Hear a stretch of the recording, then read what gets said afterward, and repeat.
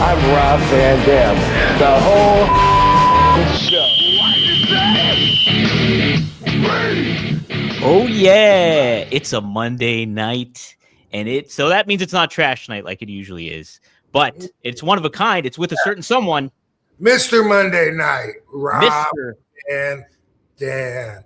Come on, everybody wasn't with me. Well, they were the other night. They sure were, Rob. Holy cats, man! What a pleasant surprise that was. That was awesome to see you, Rob. I'll give them a little more warm up that time. Yes. If you missed it, you didn't expect it. Mm-hmm. Still on you. Still on you. Yes, still on me. That's it. That's it, everybody. But welcome. We're live. Happy to be here. Lots to talk about, Rob, both in and out of the wrestling ring in a lot of ways. And we got some special guests here tonight, though, too. Boom. Let's bring them on. A new guest, a return guest, but actually last year's Christmas guest, as you pointed out. Yes. And he's bringing someone special on, a brand new guest. Introduce him. Yes, sir. We have not just Rob Van Dam, but we also have a returning guest in Violent J. Boom! Violent J, welcome to the show. And yeah. I love this show. I'm honored to be back. You know, I'm grateful you guys are having me on here. And it truly is a nice Christmas delight. You know what I'm saying? Ho, ho, ho. It's a delight to have you too, my brother. And we also have a new guest here, one that I just recently interviewed, Mr. Vince Russo. Vince, welcome to the show, brother. Gentlemen, what is going on? And I got to tell you, what's blowing me away is I have not seen Rob in a very long time. And brother, you have not aged one iota, bro. What are you taking a magical pill or magical smoke? What's going on? It's part of the Illuminati. I'm telling you, he's signed his soul. I don't know. It's not fair, though. I know that. I appreciate it. I got a wife that keeps me young. There you go. Yes. Yeah. Yep. And by the way, she's on the show a lot, and the fans want to know the latest on her. She's ready to pop. The date they gave us originally to have our twins. We have twins coming, Vince. Yeah, I know that. Yes. Yeah. February 6th, and they immediately followed up by saying, well, twins come early, don't count on that. So we've been guessing like all over the place, December, January, what? Katie's in the hospital right now, and they're keeping her, monitoring her until the babies are ready to come out. If they're not ready by Christmas, my understanding, her understanding, is that they're going to be bringing the babies out, and they'll be Christmas babies. Oh, that is awesome, man! Yeah. Congrats, that's awesome, bro. Man, why is it that Rob has to be superhuman in all ways? You know what I mean? He's got the super beautiful wife. He's got himself. Neither one of them age at all. When he goes to have a baby, he's got to have magnificent twins. You know what I mean? Everything he does, he's got to do it full throttle, mashed to the gas, all the way to the pedal to the floor, and it's very impressive. I'll tell you that, man. Oh, we're very excited, and the cool thing about it being right on Christmas is that Katie and I are both born in the month of December, both a week apart from Christmas. Wow. Yeah, maybe a week before her, a week after. So it looks like our babies might come out. Which, by the way, I don't know if you. I think both. Do you have kids, Vince? Oh yeah, I got 3 grown kids. Yeah, they're all gone, but yeah, 3. And you do too, right, Joe? You can keep it honest, Vince. You got 300 kids. We read the sheets, bro. Yeah.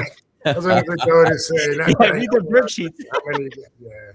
Wait, so Rob, you've got a birthday any day now? Is that what you're saying? I'm saying 3 days. I'll be 35. Oh, I was gonna say 35, bro. You blew it, man. You blew it, Rob. Come on.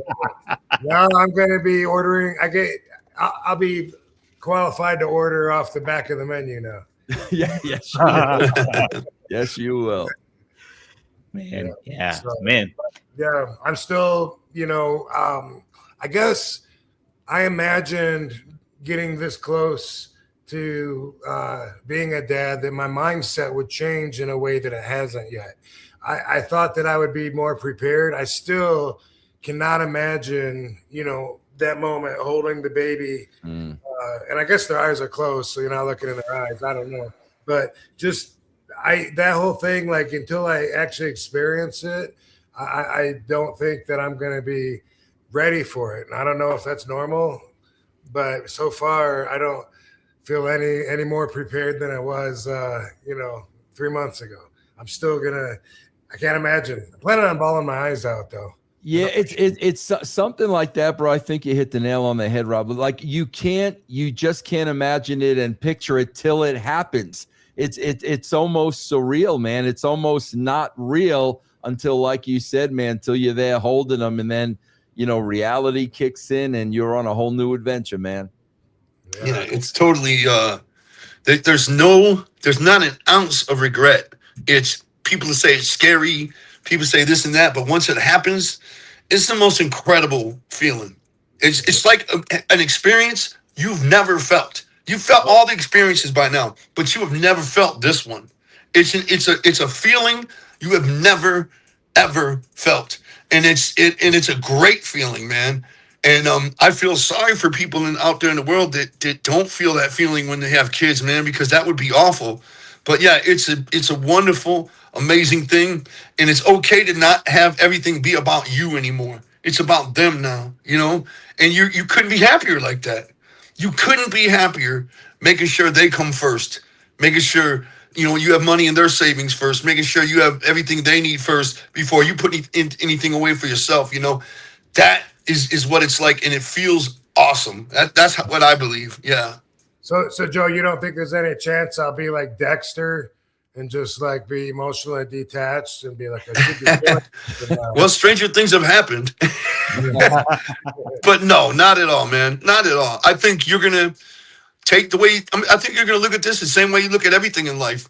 You're gonna jump into it, balls to the wall. You know what I mean? You're gonna jump into this thing and you're gonna just go all out. You're gonna be super dead. You're gonna be super dead in ways none of us can predict. It's not just gonna be something going on in your life like, oh, and then there's a dad thing too. Nah, man. I think you're gonna jump on board with this and go all out, man. Both you and Katie are gonna wrap yourselves up in this, man. And it is a wonderful thing, man, because it's not scary at all. It's awesome. Mm-hmm. Yeah, cool. I love being a doggy daddy. I know that. Had a lot of practice with that. So. Yeah, right. That's the batting practice that gets you ready for it, and then it's the main event going on. Vince, I think this is. Well, go ahead. Well, I was going to ask Vince, like something that you're known for is like putting your family first ahead of the wrestling aspect of things, in the famous story between you and Vince McMahon and leaving that. And Rob, obviously you're in a different time of your life in your wrestling career when it comes to constantly being on the road and stuff like that. But what did you kind of learn about balancing the family life with the wrestling life, Vince, when you were like kind of in the thick of the action? Yeah, I always I really thank Vince for this, because Vince really gave me a wake-up call, because there was a time, man, during the Attitude Era, and I am almost ashamed to say this, but I just got so caught up in the time. And there was really a time where I probably put work before my family. And that's why, like, I am so thankful, because, like I said, that moment when Vince McMahon said, why don't you just hire a nanny to take care of your kids? That was such a wake-up call to me. And I mean, thank God, like at that time, man, I was only about 34 or 35, and it was such a wake-up call to me. And I vowed from that moment on to never, ever, ever put work or anything else in front of my family again. Yeah. Oh yeah. We're not against the hot nanny, by the way. Anyone? Any applicants are listening. That's right. That's right. Rob, what were you gonna say though? No, you mentioned a main event, and I was just speaking of main event. Oh, what a good segue that would have been. But yes, you fucked it up. I fucked it up. Yeah, Rob, talk about that experience. Saturday night's main event, John Cena's final match, and I'll get Vince and Violent J's thoughts on it too. But let's hear how your experience was, Rob. It was awesome. Man, it was really cool. we got treated well. I guess I should say I did. I don't know about everyone's experience, but just sitting in the front row, I don't even think I did any interviews when I was there. But, obviously we were there as former world champions, I was told, but I'm not sure if everyone qualified. But so I don't know. Was Eve Torres a former world champion? Maybe She might have been. I don't might know. have been. And then McCool and I don't know who else. Oh, Sammy. Who knows? Anyway, it was cool. It's cool seeing those guys too. Seeing Kurt, seeing Mark, Trish is awesome. And it's always cool to see her. But also it was an experience watching the wrestling, watching the story that they told, and being part of history in such a way. I don't know that anybody else has had a retirement promoted in quite this way. And it really made it like a part of history. It really made it apparent that we're all there to see this final moment.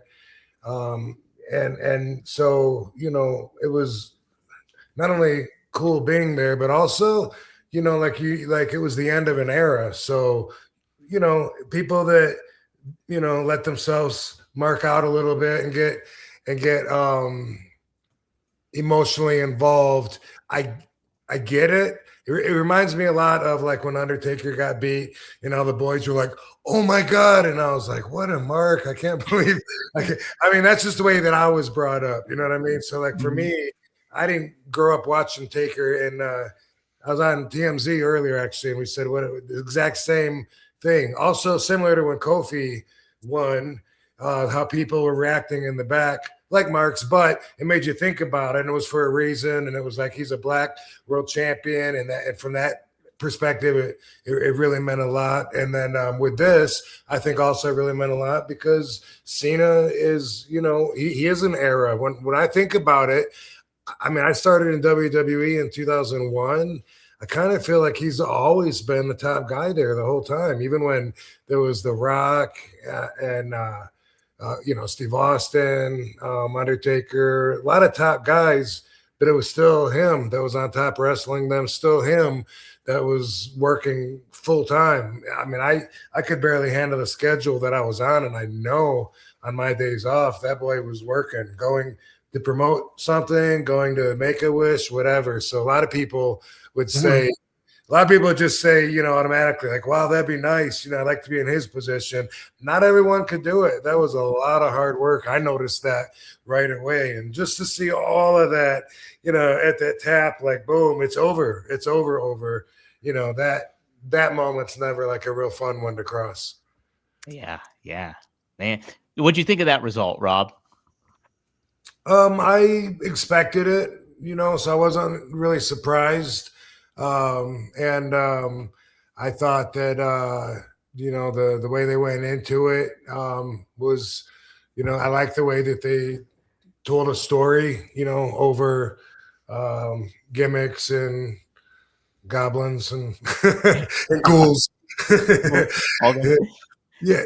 Yeah. So, I was all right with it. I wasn't any happier than anybody else, but it was like I expected that that's what was going to happen, so I wasn't surprised.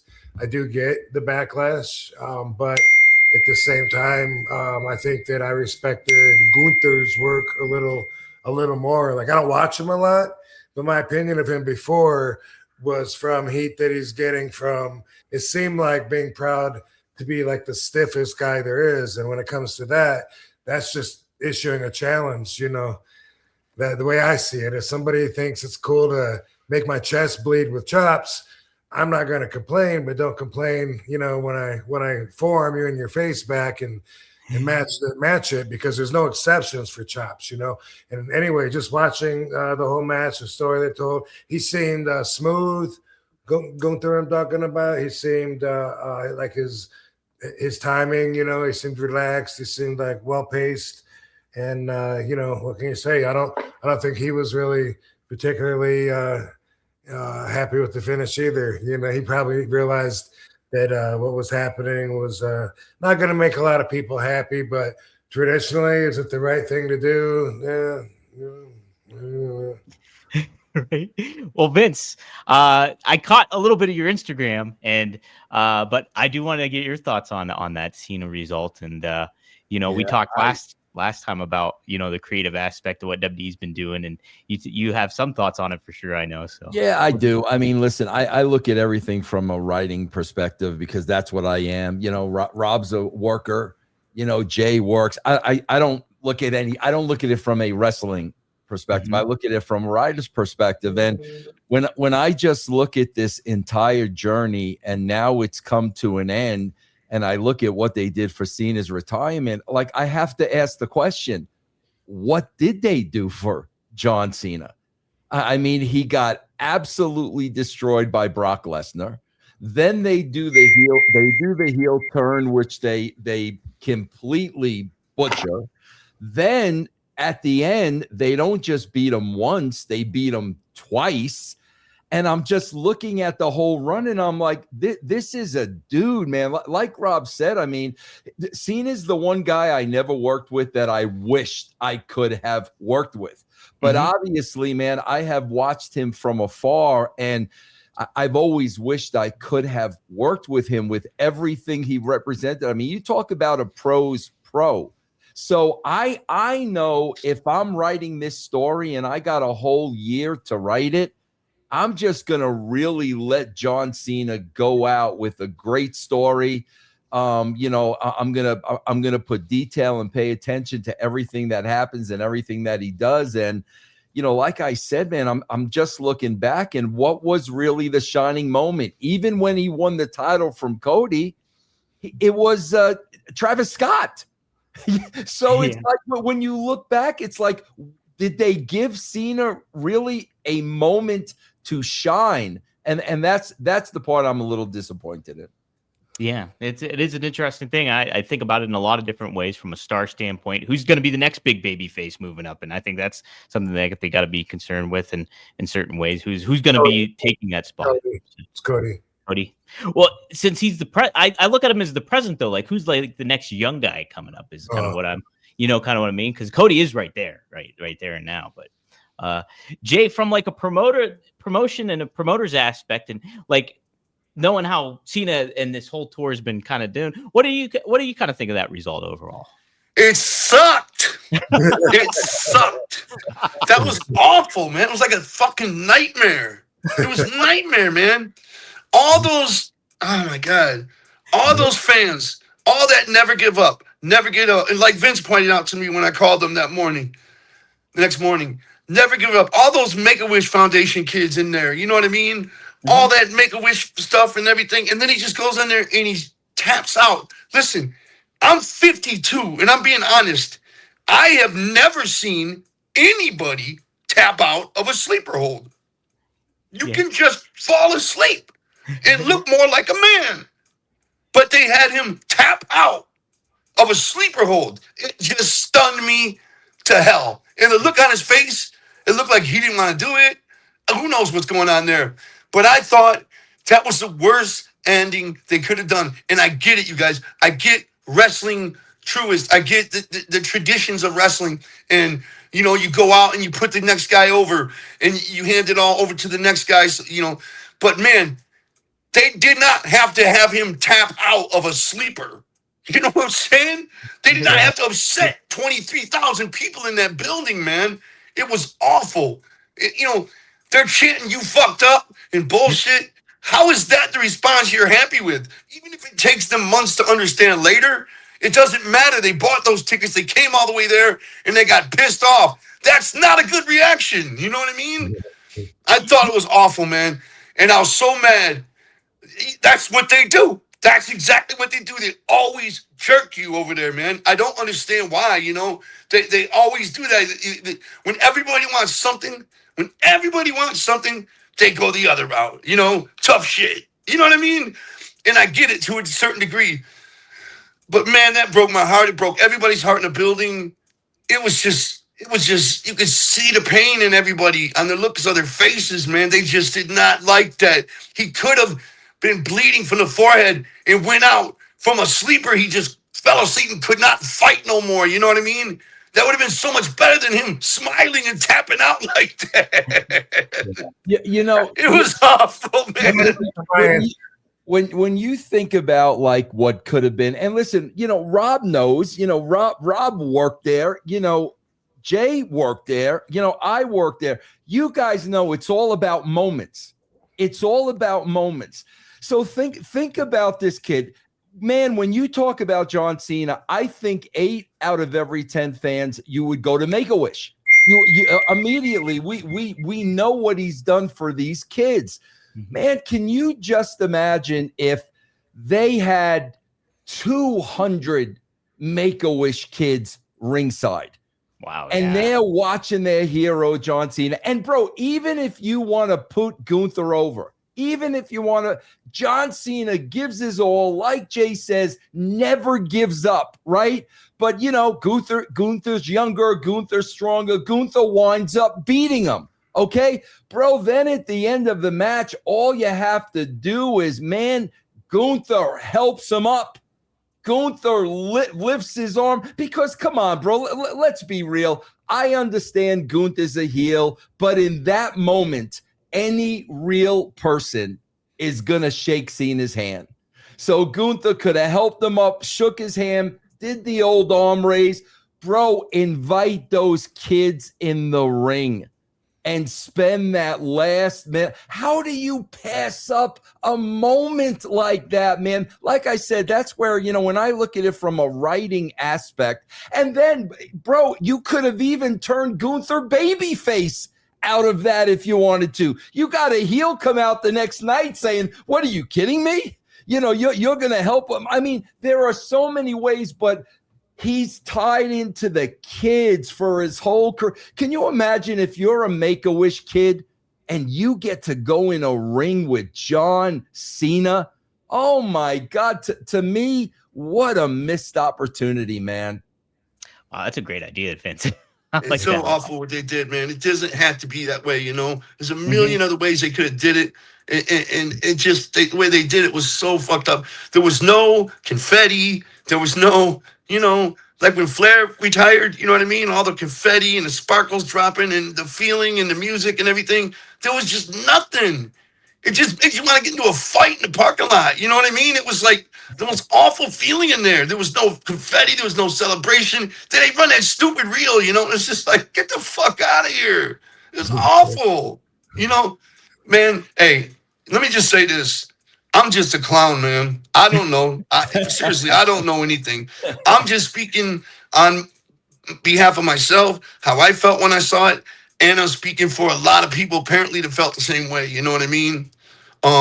So there it is. But man, I don't know the psychology like you guys, man. I don't know how you can get it to double back and become something way cooler down the road. I just know that sucked the air out of the building, man. That sucked. That sent everybody home. People probably paid $500 for those fucking tickets, man. You know, it took everybody. I mean, people were probably excited for that for months and months. You know, going there to see that match for months. So excited, you know. I'm going to see Cena's last match. All that hype, all that, you know.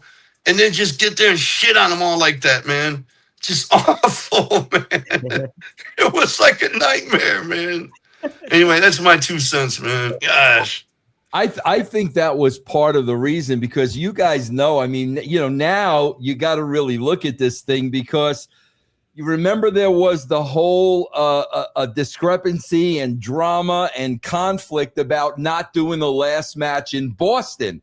Remember? Sure. And remember the story that came out was the WWE wanted X amount of dollars from the arena to have the last night there. Now I'm wondering if that story was bullshit, because if that's the finish they had in mind, bro, could you imagine if they were in Boston? But bro, literally those people, it would have been a shooting. They would have rioted, bro, yeah. in Boston. And so now I'm looking back at that whole story and I'm like, bro, they knew they wanted that to be the finish. They were not doing that finish in Boston, man. That's a great point. I didn't even think about that, but yeah, I remember that being the talk about it too. Yeah. Jeez. Yeah. Yeah, Well, it was awesome really... to see Rob there, though. Yeah, it was really upsetting, man. I hate it when they do that, when they go out of their way to purposely upset you. You know what I mean? I hate it when they do that, man. And I'll never understand it, you know? You know, Joe, now that you mention it, he might be the only person in history, at least that I can remember, to tap out from a sleeper hold. Right. I can't think of anybody that ever did it. I've No. never seen it ever. It's like you hang on, you fight. It doesn't even hurt. It just makes you black out. You know what I mean? So it's not like a painful hold that you have to tap out of. It's not like a leg lock or something. So it just seems so weird he tapped out. I've never even seen that. It caught me off guard. Like, wait a minute, what the fuck was that? You know? Very strange, man. I'm curious too, like, because Cena always has been kind of giving back a lot of the ways, you know, even too much to an extent sometimes, I think. And like, I'm sure maybe he made a big case to like, no, I need to lose in my final match. But I mean, like, if you think from the creative aspect of it all and what it means to the fans, those people buying tickets, like you said, Jay and Vince, from a creative aspect of it all and making it pay off in a big way, it's like, man, you got to put Cena over, it almost feels. Yeah, you know, I swear, I always give the, you know, I'm very hard on the WWE. I really am. I'm very hard on the creative, but I always give them the benefit of the doubt. And I am sure, you know, and Rob knows Cena way better than I do. I'm just going by what I heard and what I see. I'm sure Cena laid this out. But there's got to be somebody in a higher level saying, John, we appreciate that. We ain't doing that. You know what I mean? There had to be somebody stepping up because you know John's going to want to do everything he can to put Gunther over, but there's got to be somebody there creatively in management. John, we appreciate that, but man, we're not doing that. You know what I'm saying? And nobody said that. I mean, that's what they did. Yeah, it's way it all shaped out. Rob, is there kind of like, from the wrestler perspective at all, like, and like a lot of the times, you know, you don't say you're going to have like a retirement match or anything to that effect, but like, if you knew like you're having your last match, would you kind of feel obligated to put somebody over, like doing the favors in that way? Or would it kind of be, would you understand, maybe take a step back and look at the bigger picture of things too, if it benefited for you to win, so to speak? I wouldn't be stuck on putting somebody over, but I mean, when you mention that, by the way, spark them if you got them. Spark them if you got them. Reminds me of my last return in 2015 to WWE because they jobbed me out my entire time. I had 88 matches in 5 weeks, and the entire time, and it's on me that I didn't go to them sooner and complain. I ate it, wanted to show I was easy to get along with, whatever. And then at the very end, I went, you know, to Hunter and told him, you know, we had a talk. And then I had one more match and I beat Cesaro, who's, in my opinion, like the best guy they had there. So like I didn't, you know, if anybody, you know, like I would have happily put him over. But anyway, during that talk, it was said, no, you're right. Like you should have been going over like every match you were here to build you up and give the kids a rub, and then you put someone over on your way out. And instead, what happened with me was the exact opposite.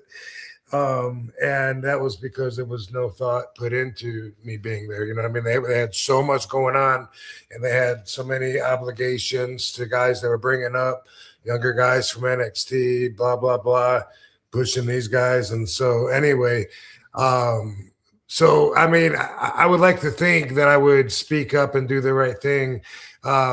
You know, and hopefully I learned a lesson from keeping my mouth shut and trying to be easy to get along with before, but I don't know. You know, a lot of times I believe in being passive, and then afterwards, part of that is questioning, you know, like, was that too much to fucking, did I just get walked on? You know, but that's part of it.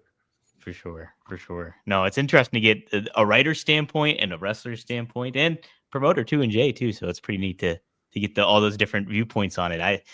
Oh man, it seemed like a big kind of strike on that one. For sure. Fellas, you already know what time it is. It's time to level up, and Blue Chew just dropped something crazy. I'm talking next level championship belt, gold-plated energy. Blue Chew Gold is the newest innovation from the #1 chewable ED brand. This ain't your grandpa's little blue pill. This is 4-in-1 beast that's setting the gold standard for performance. We're talking 2 ingredients from blood flow to keep that rocket pumping. Blue Chew Gold dissolves under your tongue and works as little as 15 minutes. That means you can get it on quicker and stay in the game longer. Elevation without hesitation. This is peak passion and peak performance in a single tablet. So make life easier by getting harder and discover your options at BlueChew.com. And we got a special deal for our listeners. Get 10% off your first month of Blue Chew Gold with code RVD. That's promo code RVD. Visit BlueChew.com for more details and important safety information. And we thank Blue Chew for sponsoring the podcast. I'll see. Yeah. But hey, something that is being creative and stuff, let's talk about it, is JCW Lunacy. I caught the latest episode, and Coal Miner's glove match was on the card, which is like something you don't necessarily see in today's wrestling world. So there's definitely some stuff going on there. Vince, we talked about it on the previous interview and stuff. But Jay, I wanted to get your perspective as well. How's it been having Vince in the mix of it all?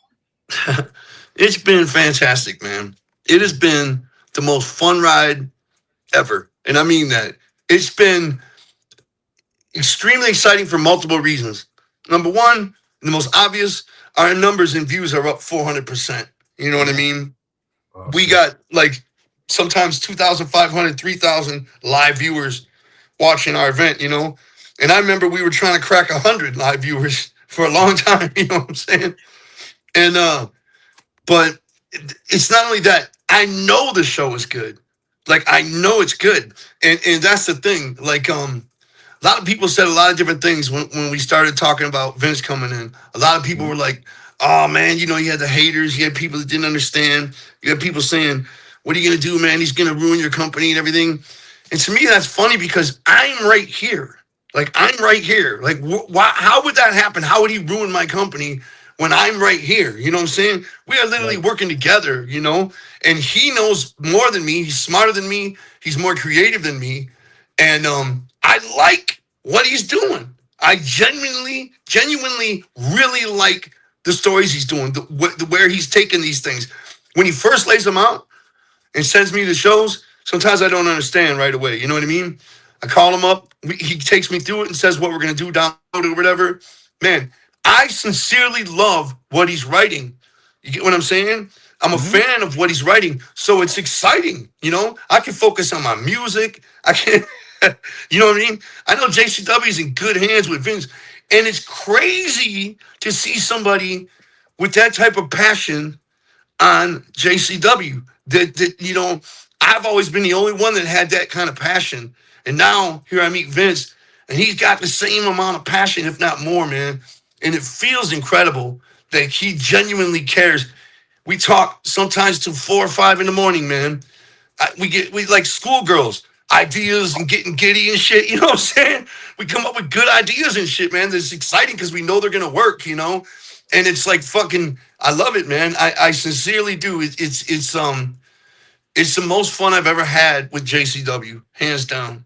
You know. So, how did you guys happen to get to start working together? Okay, I knew that having Vince Russo write for the show is going to mean, first of all, I've always been a really big fan of the whole Monday Night Wars thing. I've read every book about it. I've seen every documentary about it. I'm very, very, I'm very, very aware of everything that happened in that whole thing. And I'm very, very familiar with that whole shit and how it went down, you know? So, I know that bringing in a guy like Vince Russo, and I did not know if we're going to be able to get along. I did not know what he would be like. You can't possibly know that until you work together. You know what I mean? But I knew that if we brought him in and we could make it happen, he is worth more than any wrestler. Because a wrestler just comes in and does his one match. That's it. That's all they're invested in, is in their one match. Russo's invested in the entire show. You see what I'm saying? He's going down the line, working every show, every pre-tape in the back, everything, you know. And that says a lot, you know what I mean? It's a giant role for him to take. And it's a much more difficult one than just taking a match, you know, like a wrestler would. It's a much bigger investment to make, you know. But I didn't know we were gonna actually land, Vince. But the thing is, when I do this, I always start with the top. I always start with the biggest guns, you know, because you never know. You know what I'm saying? You never know. It's like when I was trying to get Lunacy together, one of the first guys I called was Rob. You know what I'm saying? Yeah. Because, you know, you start at the top. You never know. You know what I mean? He might want to come in and do it, you know? And so it's the same thing. We're looking for somebody to come in and do a role as commissioner or something like that, you know? And Vince just seemed like the perfect fit. So I reached out to him and we began talking very slow at the beginning. You know, I would ask him to watch the show. I would send him emails saying, please watch the show. He was always cool, hit me back, you know what I mean? But it's like we just slowly built up a friendship more and more, and it became more and more of a possibility, you know what I mean? And sure enough, we fucking did it, man. We pulled it together. We had our first shows together. They went like cakewalk, man. Smooth as fucking can be, you know? And now we got this well-oiled machine that we're both extremely proud of, man. I mean, I think that's our most impressive thing is when people come to JCW, when they see the entire production and how well we operate with each other. I think that is our best, most flattering asset is we all really are a family. You know what I mean? If Vince came in and slid right into that spot, you know what I mean? Perfectly, man. And he's insanely talented. And his ideas are insanely off the hook. And when you hear him, sometimes they're crazy at first. But then he comes up with the freshest shit, man. The totally funny shit, totally deep shit. You know what I mean? It's just very fun. This whole thing has been very, very exciting, man. And I couldn't be any more honest, man. Vince, how much initially, I don't think I asked you this, how much, and Jay, you mentioned it, like kind of like a slow talk conversations and stuff like that. How much initial apprehension did you have kind of getting back into the creative I just listen, you got to understand, I worked with Joe at WCW and WWF. I worked with him at both companies, and bro, we always got along. I was always entertained. They were always good to me. So it was never a Joe question. It was a wrestling question. Right. Man, I dealt with a lot of politics and I dealt with a lot of bullshit. And I really, really had such a bad taste in my mouth about pro wrestling. And I was like, man, there is just absolutely no way in hell I'm going back to that. I mean, man, Rob would tell you, Jay will tell you, there's a lot of politics involved. And I think what happens is when you're younger, it's one thing. But as you get older, it's like, bro, I ain't dealing with this shit. I'm too old to deal with this political bullshit. It's not that important to me. You know what I mean? So I never thought I was ever going to get back into it again. But then, you know, I mean, Jay's just he's a different animal. He's nothing like that. And that's the thing, man. You talk about just a writer's dream. Brody, you know what it is to have somebody just drop 20 to 25 unbelievable characters in your lap. I am talking about characters that have been created and developed for months and years. And for somebody to just say, here, to a writer, bro, all of a sudden you're like, you're in this playground. Because the characters have already been created and they're freaking great and they're well defined. Now, as a writer, it's just a matter of, okay, let's get them in storylines. We got to get storylines going for everybody. Let's get some reality based. But to get like 25 characters, here you go, bro. It's a dream. And I got to say this about Jay, man. And bro, I mean this from the bottom of my heart. Dom, I went to the first show in Denver, Colorado, because I live in Denver. Right. I walked into that building, bro, because of my past experience. I'm expecting the worst. And I'm literally saying, thank God, bro, I'm in Denver. I'll just get my car and go home. I mean, it was that simple. It's not like I had to fly out. I'll just freaking go home. Bro, I spent 4 days. I spent 4 days expecting the worst, and it was the complete opposite of what I expected. And I got to tell you this, and this is a true story, and I'm going to explain to you why. And I think you guys will understand this. I watched Jay work for 4 days. I watched it. He didn't even know I was watching him. I was sitting back watching him, listening to him, watching him work. And bro, I swear to you, without a shadow of a doubt, the closest to a Vince McMahon I've ever worked with in my life. And I'll tell you why I think Jay may even be better than Vince McMahon. You know, a lot of people think Vince McMahon was this creative genius. But guys, let's go back to the beginning when Vince Jr. bought the company from Vince Sr. Vince was bringing in these characters from all these other territories that were already developed. They were already developed when he's bringing in Jake Roberts and the Road Warriors and Hulk Hogan. They were already developed. Vince did not create them. They were already developed. And I'm telling you, bro, working with Vince on a creative level, and I think Rob will be able to tell you this, bro, you cannot give Vince McMahon a blank piece of paper and say, write a wrestling show. He can't do that. That's not his forte. You've got to write a show for him, and then he'll be able to go through it and make it better. But to write with a blank piece of paper, I watched Jay, and this is the thing, bro, you will never see in creative people. 1 out of every million. Bro, when you're a creative person, you're outside of the box, and your mind is out there. You're not thinking about details. You're thinking about big picture. This freaking guy right here, bro, did both. And I watched them do both. I saw the freaking creative. And then once the creative is laid out, now he's looking at these details. Bro, I never saw that before coming out of a creative person. That's why I had Ed Ferrara. Ed Ferrara was really the detail guy. That's what Ed did because I did it. And to watch Jay do both, bro, that is so rare, and that really tells you really working with a gifted person, bro, without a doubt.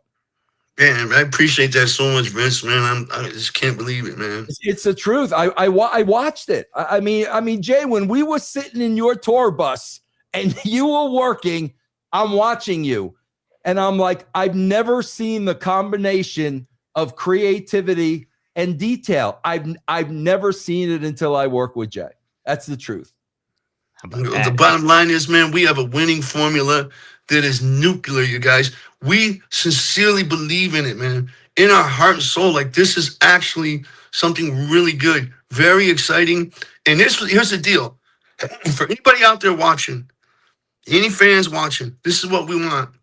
This is what we ask for, please. Give Lunacy a shot. Check out 2 episodes of JCW Lunacy on YouTube, like our 2 latest episodes. We come on Thursday nights at 7 o'clock. And here's the deal. Give us 2 episodes worth of your time. And if we're not entertaining you, if we're not thoroughly entertaining you, fuck us. We don't matter at all. You know what I'm saying? You can kick us in the face and walk away, you know, but give us a shot to entertain you because we don't want nothing for free. We want to show you what we got. We want to show wrestling fans what we got. You don't have to be a juggalo to like this product. This has nothing to do with juggalos like that. You know what I mean? This product is for wrestling fans. We are showing wrestling fans what kind of promotion juggalos can put on. You know what I mean? And we're proud of it, man. And we ask everybody, just check out 1 or 2 episodes.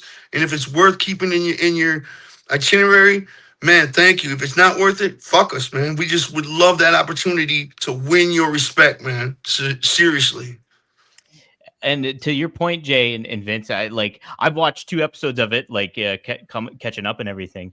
And it's like, it's a blend of like what you were getting from the Attitude Era, but in a newer fashion and like with newer talent and different characters and the ins and outs. You have some veterans in there like James Storm, and they got Willie Mack in there, and you had Too Tough Tony as well, and a lot of like regulars that people might be used to seeing, but there's some new talent too that's getting introduced and mixed in. And Vince, like you said, you guys have a lot of episodes already in the can, and there's some big changes coming in moving forward. So there's a lot to kind of latch on to early on at this point too, at this juncture. So yeah, man, we got a lot of surprises coming in. We feel that's very important, is to keep the way I always refer to it as cannons.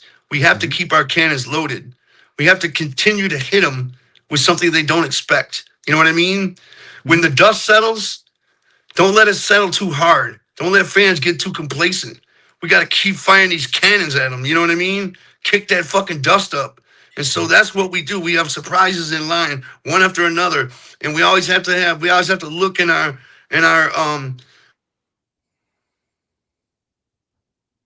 did we lose Jay?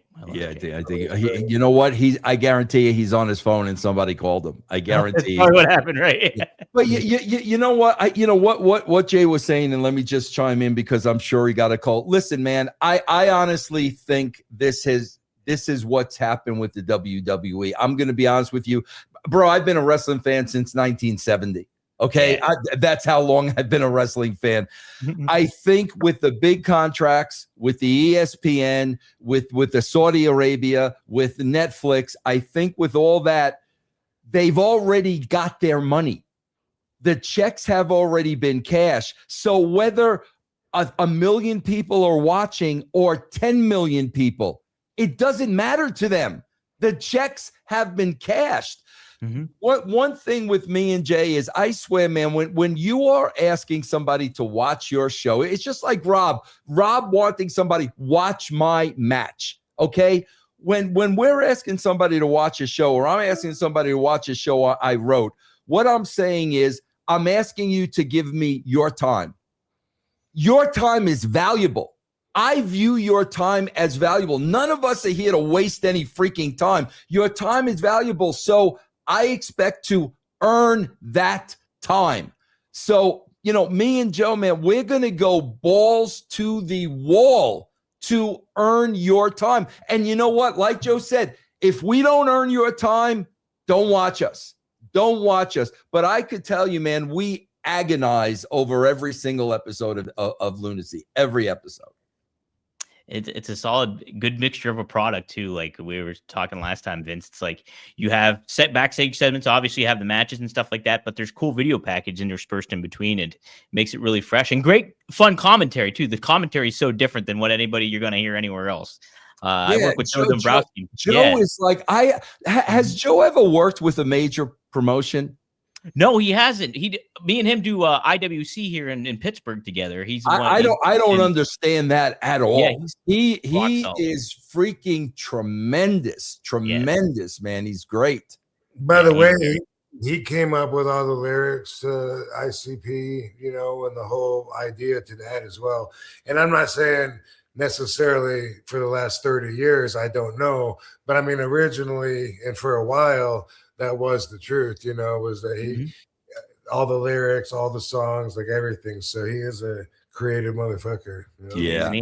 He really is. It's and like to self-promote like he does with ICP and make it his own independent label and everything. That's just another level to Vince, what you were saying about how much of like a creative genius he is. Bro, I didn't want to use that word because I didn't want to embarrass him. Right. Bro, when you have the combination of creativity and detail, that's genius. It is. That is so special because, bro, you're either one or the other. And to be able to do both, that really is genius level, man. It truly is. Yeah, 100%. We have some super chats in here. We can hit some of these up real quick while Jay's gone too. Big Horse Legs, thanks for the $5. Bro, my favorite two, RVD and Vince Russo. This is awesome. Happy early birthday, RVD. I just bought some RVD Tiger shorts and some ICP shirts for Christmas. Wow, how about that? Nice. Yeah. What are RVD Tiger shorts? What are those, Rob? What are they? Yeah, so a third party that WWE uses called Chalkline does WWE merchandise, and they have RVD shorts that are lookalikes of the bottom of my wrestling gear, and they also have tank tops which look like the top part, so you can wear nice. tank That's top awesome. and shorts, and you can have my whole tiger striped outfit. That is awesome. Very nice. Very nice. Vince, how much input have you had in merchandise in the past? And do you kind of plan to maybe do that? So maybe with JCW too. Yeah, I mean, not much. I mean, if anything, like I'll really try to help guys with taglines and stuff, because that's really going to help sell merchandise. But that's really about it. But like I said, man, like you said, when you got somebody as creative as Jay, like there's a lot of things I don't need to get involved in because I know he's doing it, man. Heck yeah. No doubt about that.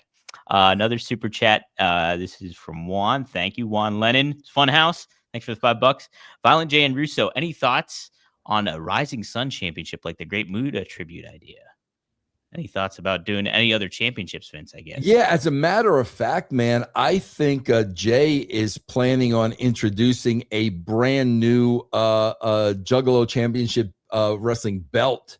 Oh. And bro, it's Jay. Yeah. If Jay's gonna come out with a new belt, you know what that belt's gonna look like. And he showed me pictures of it, man. It's unbelievable. He bears no expense, man. Sometimes to a fault. He has no problem spending money to get this promotion to the next level. That's what's great, man. To that point, by the way, I remember when he was first thinking of doing the wrestling shows. He had a warehouse somewhere in Detroit, had a ring. Yeah. And when he was talking about he was like, yo, dog, like I want to ask the boys, like what they work for, what their fee is. And then I just want to give them like more than they ask for, bro. I just want everyone to have a good time. and I swear to God, Rob, he is still like that. And me and his business manager have to constantly get on him. Joe, stop, bro. I mean, Rob, you know how wrestlers are. I mean, come on, man.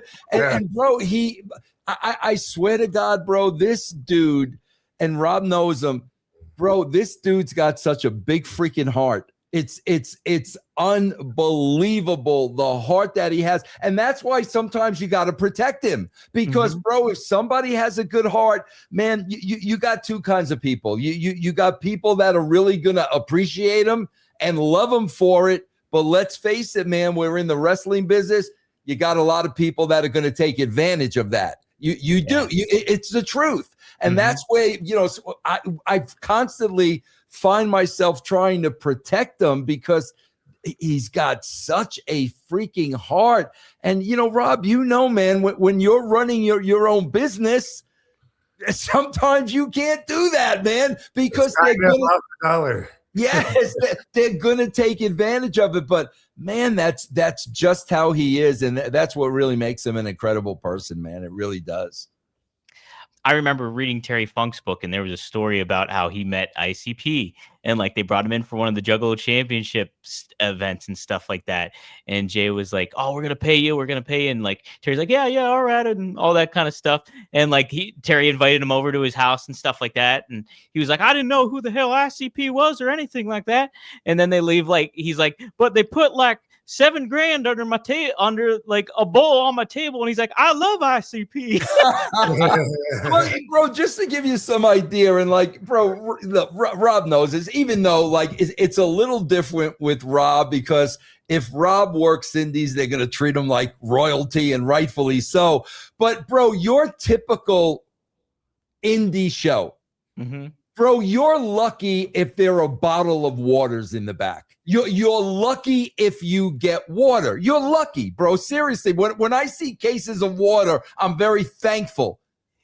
Bro, I walk into the first show in Denver, He's doing DoorDash for wrestlers. Like he's feeding everybody. And I'm like, bro, what world are you living in? You can't, Joe, you can't do this. You've got to, nobody does this, bro. But that's what I mean about him, man. He does these things and it's just, bro, you can't do that. And listen, Rob knows, man, especially when you're dealing with wrestlers. Bro, if you tell wrestler, bro, lunch is on me, they ain't ordering a peanut butter and jelly sandwich, bro. You know they're not. And I walk into this and I'm like, bro, wait, you're catering this? Like you cannot do this, Joe. But that, bro, he's just unbelievable that way. He's got such a huge freaking heart. It's unreal, man. You got to put that in the storyline.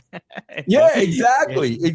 Bro, do you know, I swear to God, this is always my favorite story to tell. And I think this is why I literally fell in love with ICP. Here he is. Speaking of there you go. Kayfabe. Sorry, guys, my phone died. Kayfabe.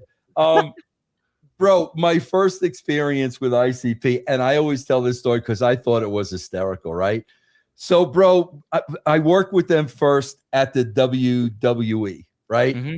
So, bro, I'll never forget this. We roll up to the building. It's about 10 o'clock in the morning. There's probably an 11 o'clock production meeting, right? Bro, 10 o'clock in the morning, the parking lot is filled with people with clown makeup. And they're barbecuing and they're tailgating at 10 o'clock in the morning. And I'm looking and I'm like, bro, I never experienced. I didn't know what the fuck was going on. I'm like, what? And somebody has some, these are the juggalos. I'm like, what's a juggalo? So they had to explain the whole thing to me, right? Mm-hmm. So, bro, all day long, I'm looking outside. They're throwing footballs around. They're throwing frisbees around. There's hundreds of people in the parking lot, bro, right? Yeah. I swear to God, this is a true story. So, you know, bro, I'm running around like a lunatic getting all these pre-tapes done. That was always my job. I had to get all the pre-tapes done, right? So, bro, the show starts. And, like, literally, I can tell this story. ICP is up next. They're up next. So I'm in Gorilla. I'm like, does anybody know where the clowns are? Bro, they're gone. They're gone. I'm watching these juggalos all day long, and now I'm at the Gorilla position, ready to send them. No place to be found, bro. And I got to tell you, I swear to God, I stood there. I did not get met. I thought it was hysterical because I'm like, these guys are throwing the football around for 10 hours in the parking lot, and now it's go time, and there's no place to be found. But, bro, that was my education on the Juggalos. Joe, he's talking about when we left right. WWE. That's what I'm talking about. Yes, yeah. But let me just say this for the record. Those fans, they don't come early like that to our concerts and our stuff like that because they love us so much. They come early like that to be together with each other. Yeah. Mm-hmm. There's a camaraderie amongst our fan base that is like a family. That's why they chant family all the time. You know, really, really legit is a family. And that's why they get together early. They want to be together. They want to hang out all day. It's just not a place where if you step on another guy's shoes, you're going to be fighting. It is not that type of hip hop concert. You know what I'm saying? It is all love. It is all about making Faygo dogs in the parking lot. It is all about, you know, rolling weed up and smoking together. It's all about a good time, man. And that's why they're there early, not because they're there trying to get a glimpse of Jay or Shaggy. They're there to hang out. You know what I mean? That's what's number one. That's why they have mini gatherings, you know, sometimes because they want a reason to gather. They'll get together. There's no concert. There's nothing going on. They just gather in a park. That's actually how we ended up on the gang list. Because these rural areas, these rural cities couldn't explain why there's 75 people wearing the same shit, right? Gathering in these parks, you know what I mean? And they couldn't possibly think it was anything positive. So it had to be something negative, you know what I mean? With all the merch and the heads getting cut off and all that. But in reality, it's the opposite. It's a beautiful thing, man. These people are here to support each other. It's just unlike anything I've ever seen in the world, man. And that's why they gather early. They want to be together, man. And it's just never gotten old. It's never, ever stopped blowing my wig. That's why my forehead is so enormous at my age now, because my wig keeps getting pushed back by the juggalos. They are the most creative, the most caring, the most unbelievable people ever. The stuff they do, man, and the things they come up with, man, they are just amazing. Absolutely the biggest blessing ever to have our band be the soundtrack for this subculture. You know what I'm saying? It is like unreal that we are the soundtrack to this. It was never in our blueprints. It was never in our plans. It was never something we cooked up. Hey, we're gonna have this fan base if we do this or that. That shit happened organically, for real. You know what I mean? We could have never planned something like that. You know what I mean?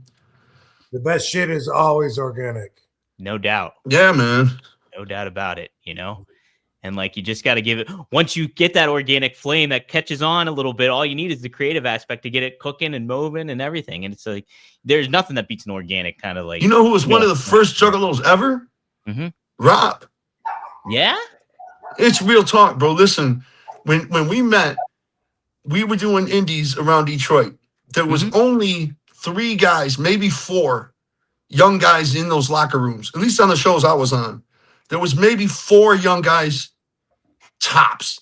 And that was me, it was Sabu, it was Rob Van Dam, and Dango, Rob's partner Dango.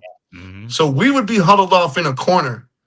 Mostly Sabu wouldn't be with us if Sheik was there. He would be next to Sheik somewhere.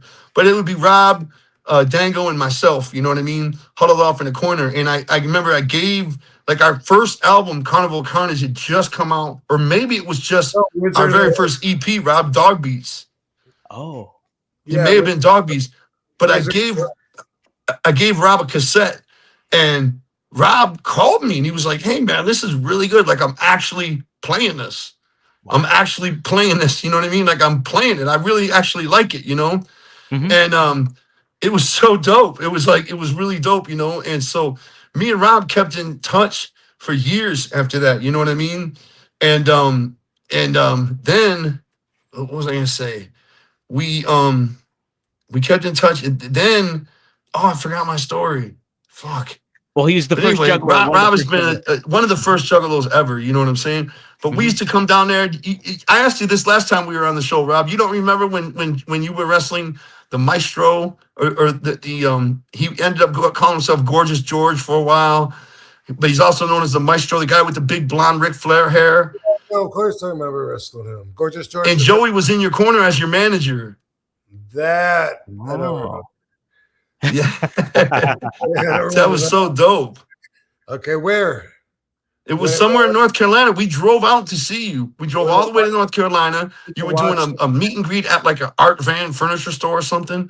And you were doing that with all the wrestlers on the show. And then we went back to the show itself, and you were like, hey, Joey, you want to manage me? And Joey was like, fuck yeah, that's dope. You know what I mean? So Joey ended up managing you that night in his corner, in your corner, and you were wrestling the Maestro. And that's what we did. We used to come see you at ECW. Oh, that's what I wanted to tell you.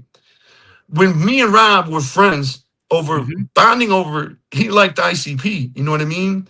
Yeah. And he was like, hey man, I want to send you something. And I was like, what is it? And he was like, it's this wrestling I'm doing in Philly. You got to see this shit. And I was like thinking nothing about it. I was like, okay, send it. He sent me a VHS tape, a VCR tape, you know what I mean? Yeah. It was clips of ECW. It blew my mind. The Natural Born Killing shot, the way that everything was shot like Natural Born Killing, you know what I mean? The fans ecstatic and shit. And Rob provided my first look at ECW. You know what I mean? He sent me that video, and me and the guys used to watch that shit on repeat, man. It was like about 50 minutes long, and it was all just highlights from ECW. And so then my manager, Billy, and Joey and I started riding out to Philly all the time to see Rob, you know? And we started riding out to Philly and hanging out with him at that big hotel. What was that hotel where all the wrestlers stayed? Well, it was a Holiday Inn back then, I think. And New Jack threw his ashtray out the window and it smashed through my windshield. Holy shit. You remember that, Rob?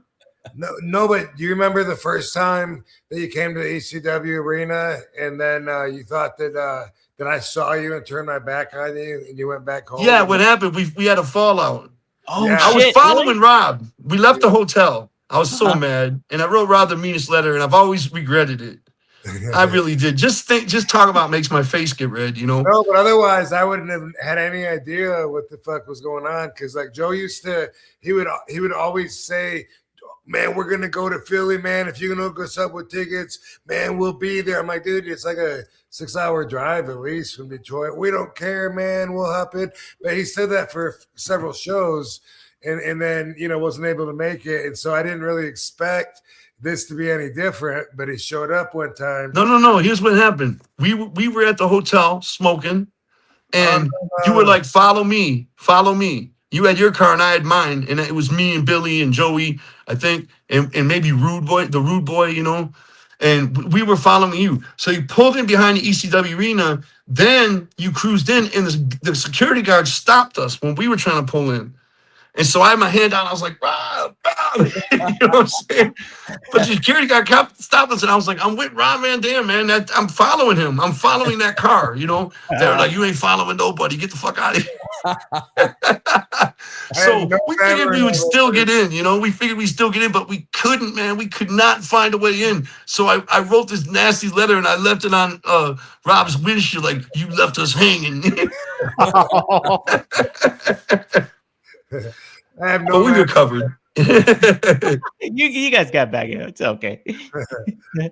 Oh man, holy shit, that's pretty nuts though, man. And like Vince, how from checking out ECW on the fringe of it all, when you were in the thick of it, how much did the ECW kind of product kind of float over in WWE in certain ways? Did you kind of notice? Yeah, I mean, I'll be honest. Like I did not watch that much ECW. I really didn't. But when I watched it, I used to watch it, and I used to watch the stuff they were doing. Mm-hmm. And I swear I used to always ask myself, how in God's name is Heyman getting them to do that shit? Because I swear to God, Dom, the times when I did watch, I'm like, somebody's going to die.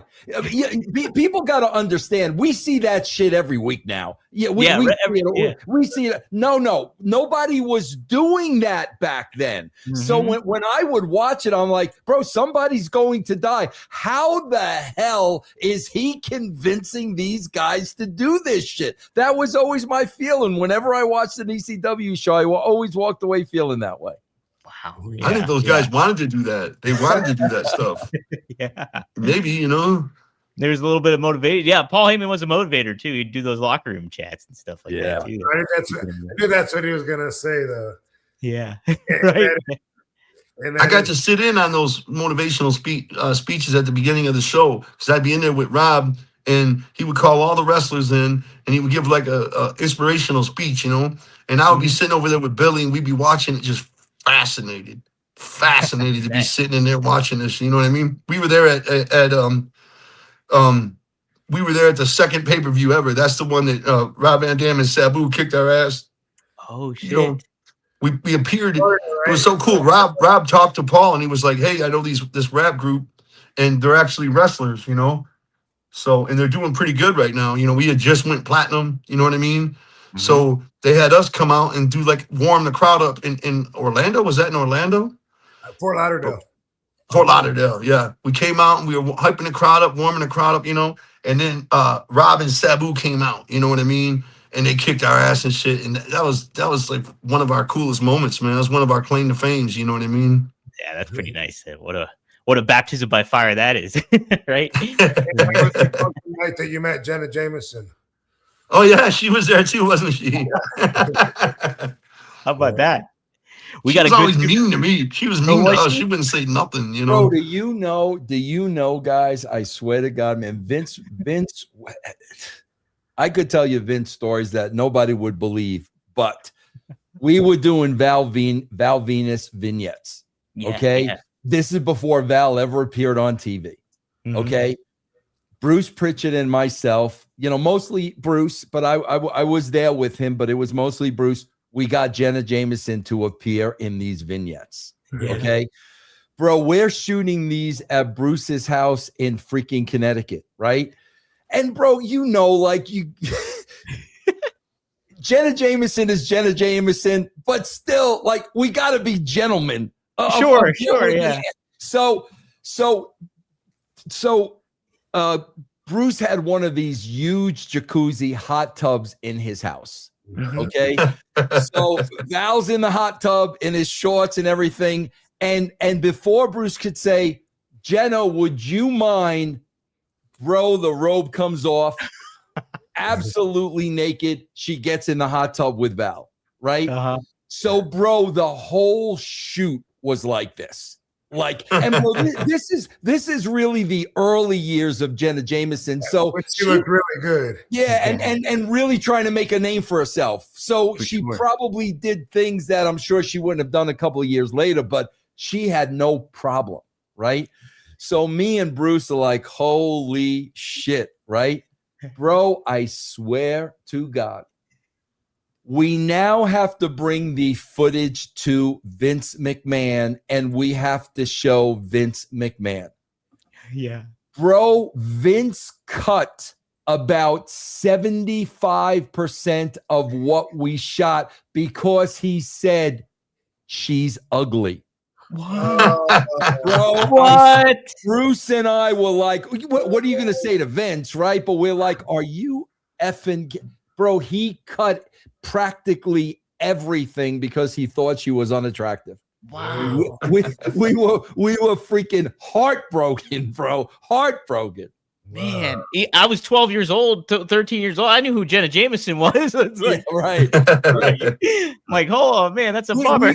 We did another thing like this. You guys will get a kick out of the story because Vince's mind, like, bro, remember the Blair Witch Project? Oh yeah. Mm-hmm. And do you remember when that came out, bro? Like the internet was kind of just starting and nobody knew if it was a shoot or not. Right. Remember the promotion they did before the movie came out? People didn't know if this shit was real or not. So like everybody couldn't wait for the movie to come out, right? Yes.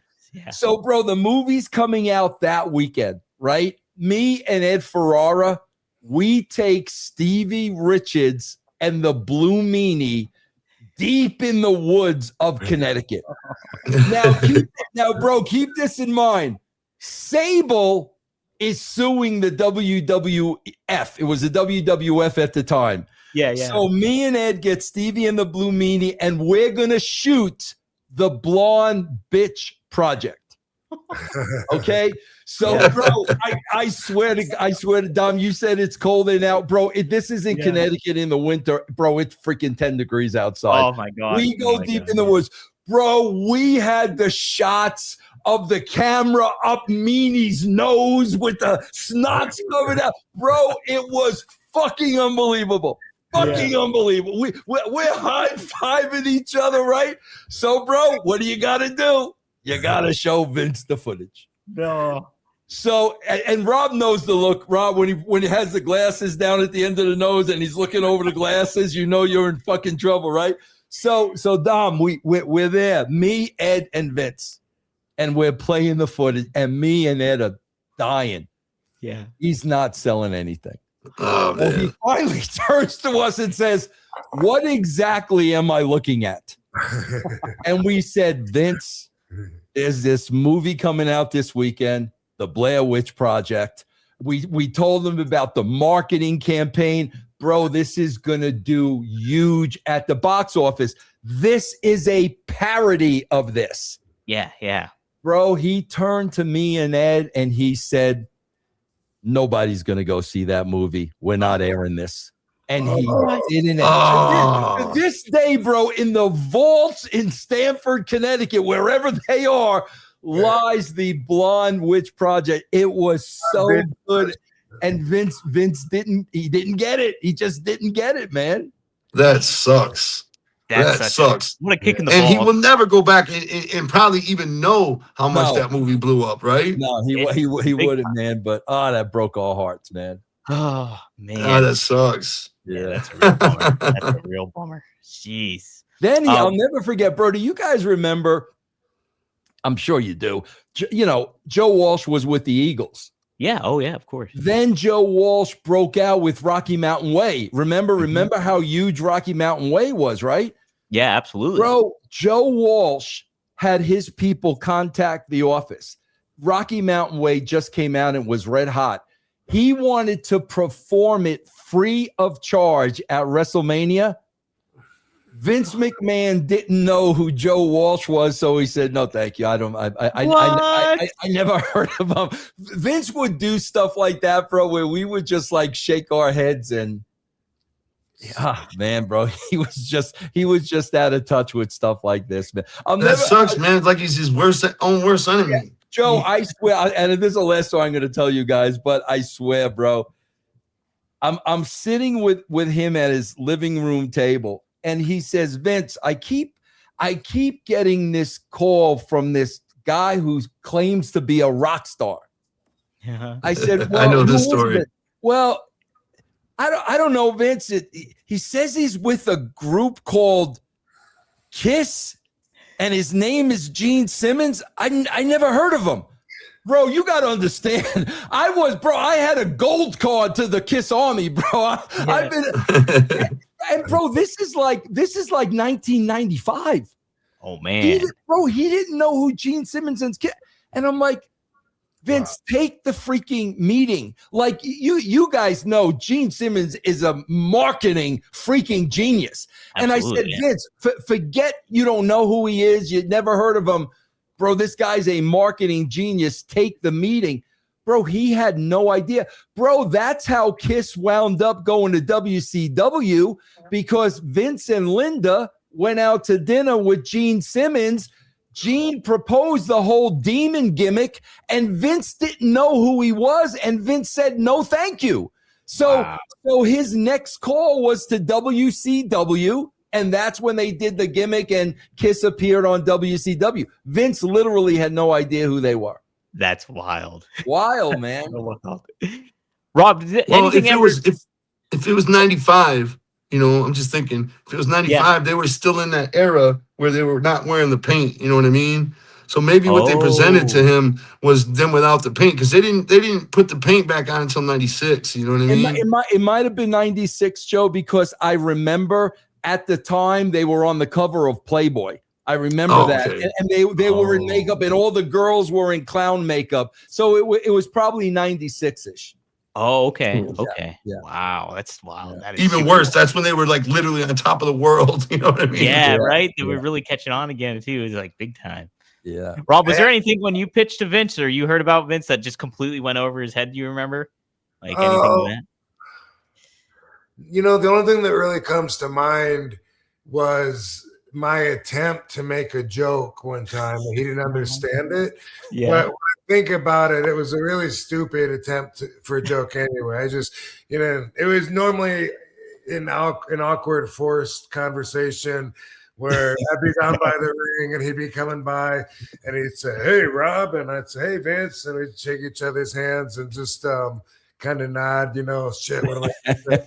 That was a lot of what my relationship was. But one time I was just so tired and I felt like bitching about it.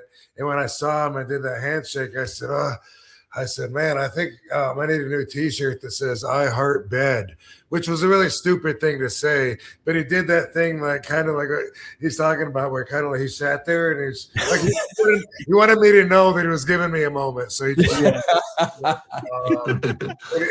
was thinking about it, and I was like, "No, Vince, I'm just saying I'm really tired." And, Yeah.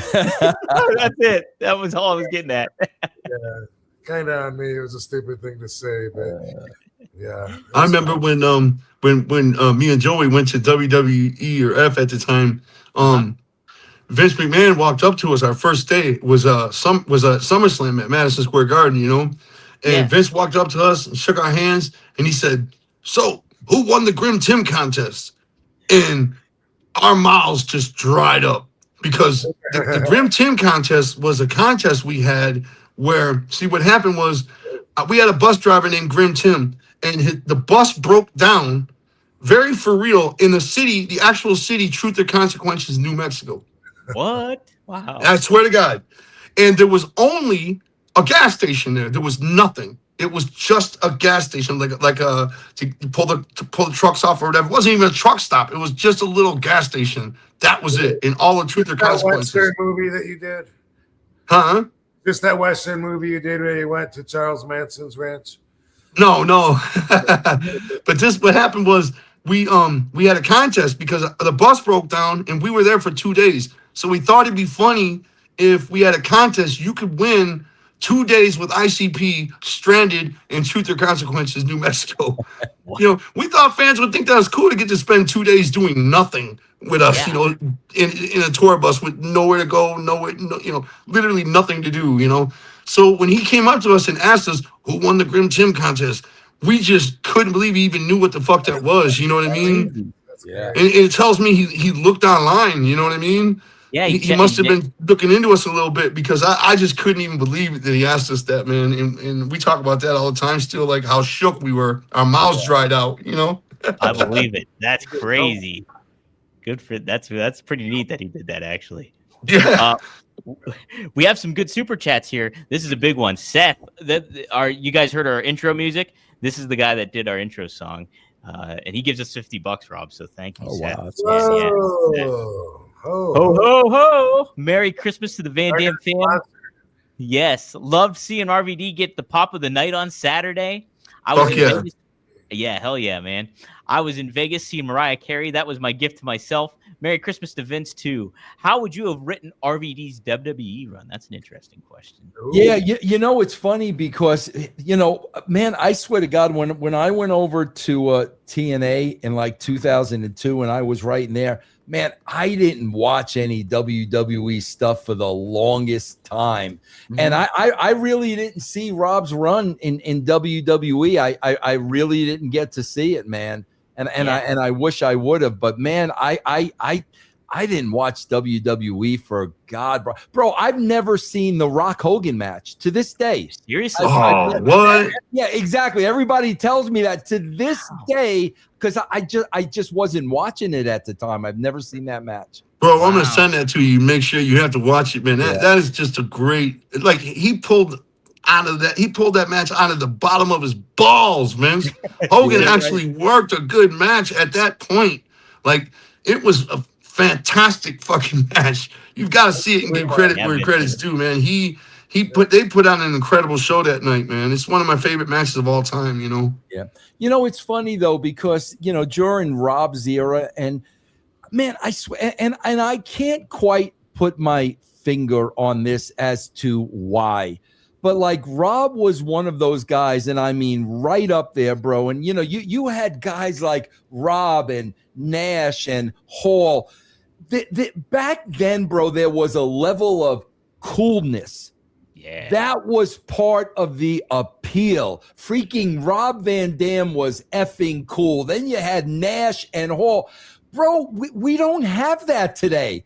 Like there's wrestlers, I don't know what it is, but at some point they just stop being cool. And man, when you talk about Rob, and like I said, Nash and Hall, when you talk about Austin, when you talk about The Rock, bro, even Taker, there was a level of coolness.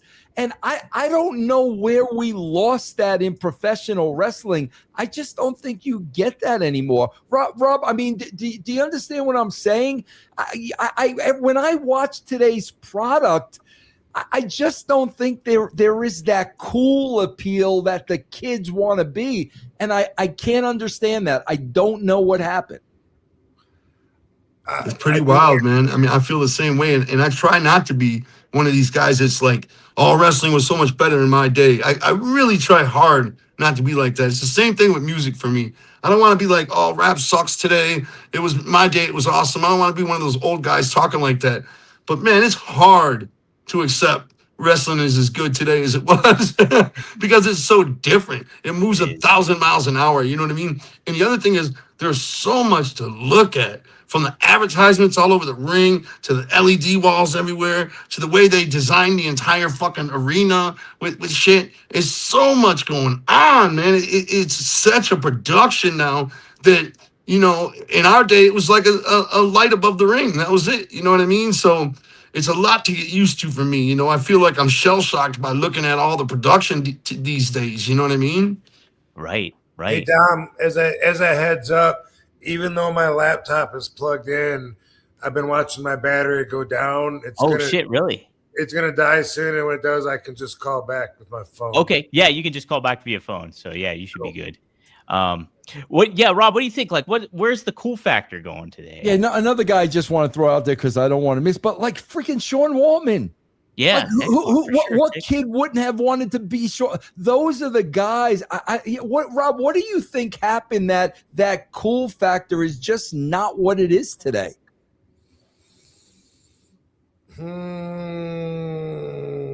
I don't know. I mean, what about like the way the fans react to, like, say, Jey Uso, and he's doing the yeet, and everybody in the crowd is doing it? Don't they think he's cool? That's what I'm saying. I feel like we're older, and it's just not that appealing to us, but to the kids, that is their cool. That is their. But I don't know. Is that cool, or is that crowd participation?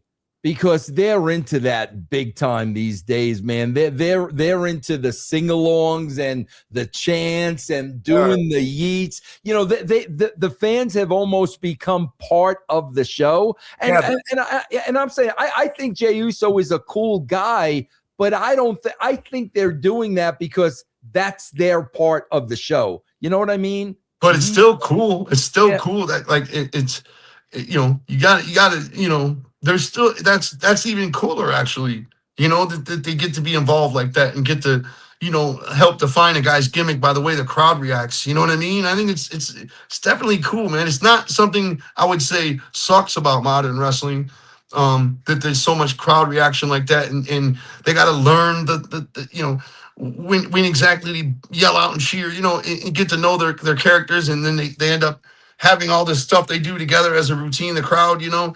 I think that's actually cool, man. I mean, like, I don't think it holds back from wrestling. You know, we got to try to think with a young mind, you know. It's not like look what we're comparing it up against, though, Vince. You know, those are like the coolest guys in wrestling ever. You know what I mean? So they're going up against Mount Rushmore of wrestling. You know what I mean? Cool, yeah.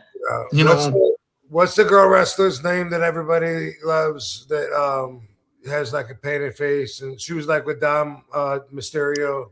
Oh, Rhea Ripley. Rhea Ripley. Yeah, people really think she's cool. Yeah. Big time.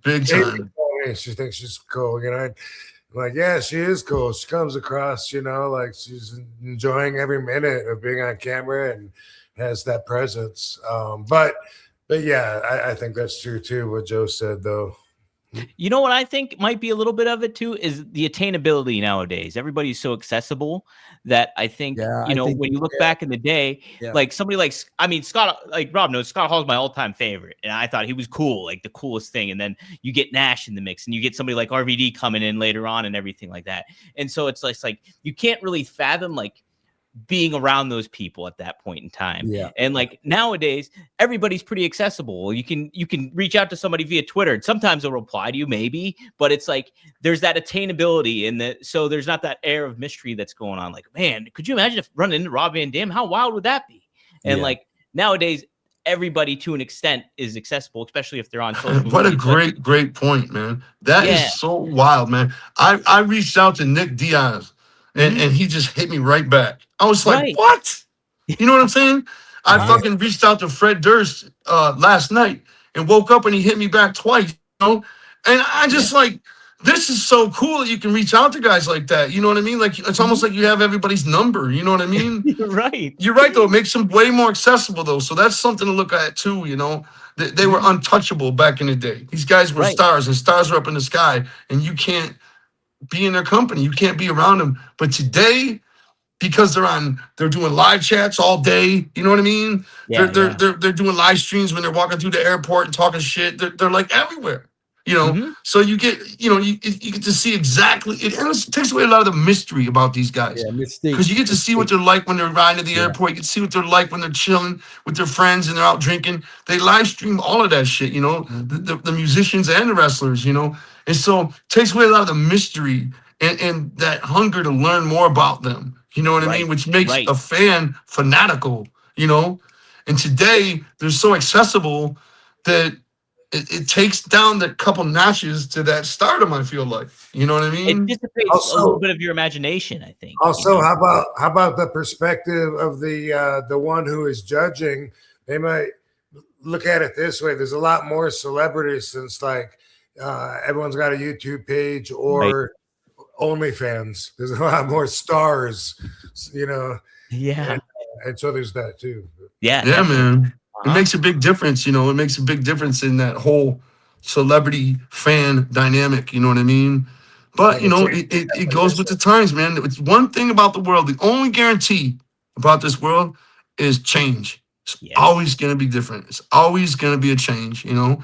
And that's what's happening. You go 20 years later from today, wrestling's going to be a whole nother ball game. You know what I'm saying? Mhm. It's always going to change, man. There's no keeping it. It's just it's an illusion to think it's going to stay the same. It's never going to stay the same, you know? It's always going to evolve in some way. 100%. 100%. We got some shout outs for you guys too. The Polly Mathing, thanks for the Canadian 420. Hey, nice job. The whole effing Juggalos, great show, boys. Thank you. Thank you. We have the big horse legs again. He said McMahon was in a relationship with HBK during Jenna. Is that what it was? Yeah, that's why I didn't find her attractive. Hey, shout out to Vito, by the way, who's watching. On Skull. What was that? Vito. Shout out to Vito. Oh, Vito's watching. Oh, Vito. Yeah, hell yeah. Shout out to Vito. Oh, big Vito. Hell yeah. That's awesome. The big Vito is causing Jay all kinds of hell these days, man. You watch the show, Jay's got his hands full with Big Vito, man. Let me say something about Vito. Vito stepped up, and he is a star. When I watch Lunacy, Big Vito is a fucking star. You know, he's a bad guy, and when you read the comments, they love Vito. You know what I'm saying? Yeah. He stepped up to this position, this opportunity, and he knocked it out of the fucking park, man. He really stepped up and you know, hit a grand slam. Like, he is really killing this shit, man. And it's surprising how much I like the character, you know? Yeah. I like the looks. I like the way he's vulnerable at times, you know? He does a great job of being this tough badass, but also vulnerable at times, you know what I'm saying? Like, when Vince is yelling at him, he cowers down a little bit, you know? You know, that's the thing, man. I think, and this is what I love. I love about JCW. I love it. And I think when people watch the show, they're going to see this immediately. Bro, 90% of that backstage stuff is ad-libbed. Yeah. We aren't writing promos word for word. We're letting the talent know, okay, this is the situation. I just did this and you're mad because of this. Go. And that's how we're doing the pre-tape. And I mean, between Vito and Joe and Jasmine St. Clair, you know, guys, you know, man, when somebody's mesmerizing in a promo, like you know it, you can see it, you can feel it. The heart is just not in it. And that's the one thing about JCW that I think makes it so totally different. These backstage vignettes are real. They're ad-lib. I mean, Vito came up. I swear to God, I thought I had Vito the other day when I was doing it. I first of all, I'd known Vito for 34 years, and he was starting to get on my nerves. So I just said to him, none of this is written out. I said to him, I said, correct me if I'm wrong. Weren't you running around in a dress at some point? Yeah. And Vito turned around without missing a beat, and he goes, yeah, I was under investigation. Bro, I swear I had to do everything to stop from popping. But that's what I'm saying. Like, even, you know, Joe, the stuff that comes out of their mouths when you just let them go. You can't write stuff like that. And that's why I said, if you check out our show, I think you're going to see that difference immediately. The talent don't talk like wrestlers. They talk like real people. And I think you're gonna look at the job Vamp's doing. Look at Vamp. Oh my God, Vamp. Oh my God, bro. Vampiro's on the show now too. It's awesome. He's doing a phenomenal job, man. Yeah. His promos are next level. Like, they give you chills. You know what I mean? Yeah. And a lot of times with those guys too, bro, it's one take. We're not sitting there doing 3, 4. It's one take, and when you give performers that freedom, you'll be surprised what you get back in return, man. What's the name of the zombie tag team again? It's the Outbreak. The Outbreak. So I was catching the backstage scene with them, and Big Vito is getting chased down by them. And as they're getting closer to him, he's like, "Body of Christ, body of Christ." Yeah. He ad-libs all of that, man. It's so funny. And speaking of the Outbreak, bro, those guys to stay in character, bro. Do you know how difficult that is, bro? I'll be there producing them, right? And like they'll be doing something with Vito, and Vito's talking, and bro, they're doing that gurgling. They're like, bro, it's and Joe, how young are these guys? Kids, man, kids.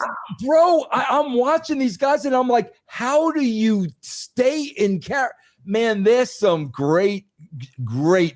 Kerry Morton, man. Oh my. Kerry Morton is phenomenal. You know that's why I was saying earlier, Vince. You know, it's like as important as having stars on the show is. You know, we have been doing a good job of making stars, creating stars. Guys are doing such a good job that the fans can't help but see them as stars. You know what I mean? Yeah. And they're becoming stars. You know what I mean? And these guys like the Outbreak. You know, Big Al, Haley J. You know, you can argue she's already a star, but she does a phenomenal job too. You know what I mean? And we couldn't be prouder of this roster, man. These guys are stepping up. They take it serious. They want to be here. And that's who we want, is people that want to be here. You know what I mean? That's who we want. Like when somebody shows a lot of passion about coming on the roster, it's hard to tell them no.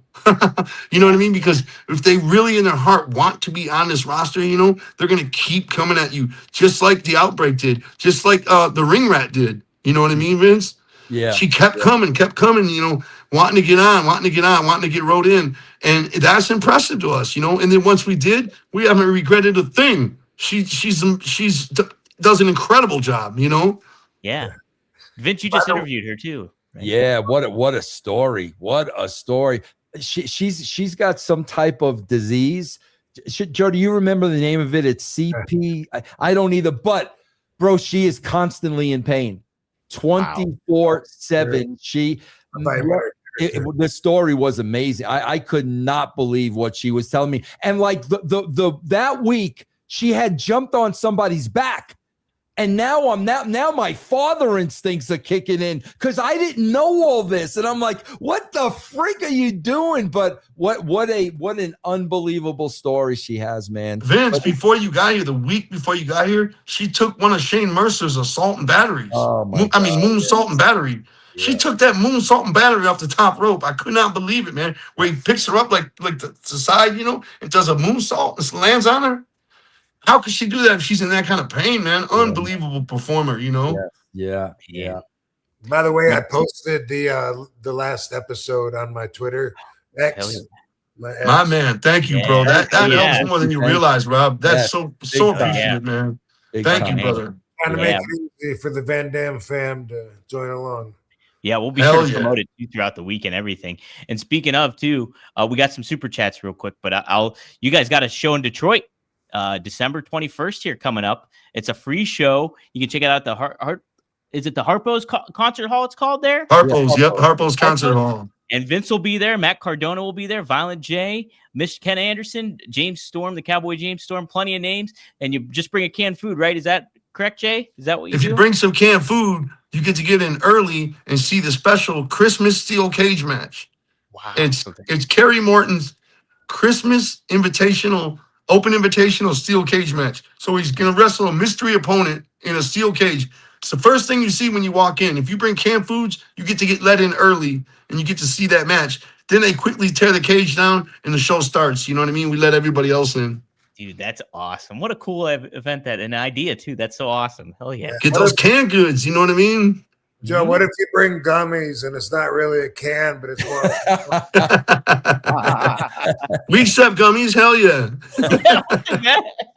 Matter of fact, if you bring a bag of gummies, you get to get that stage seating. You know what I mean? You get to get right up around the ring.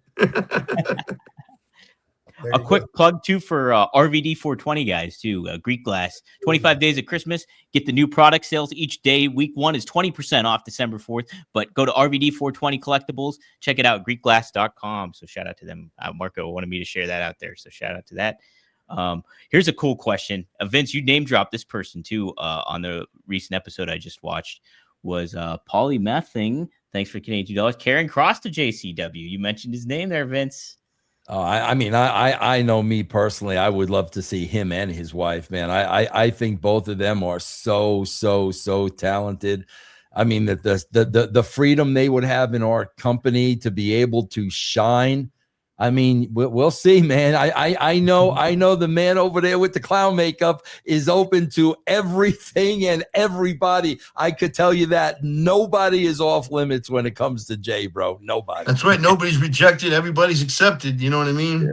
Yeah. Hell yeah. If they want to be here, and they're sincere about it, we'd love to have them. You know, Man, that's awesome. Heck yeah. B Mello, William Alvarez, thank you for the $1.99. Would Vince ever bring the FBI back to Vito and JCW? Yeah, there's going to be there's going to be a lot of nostalgia. And when I say nostalgia, we are going to be bringing people in that you have not seen for a long time. I'm excited about. I'm super excited about these guys.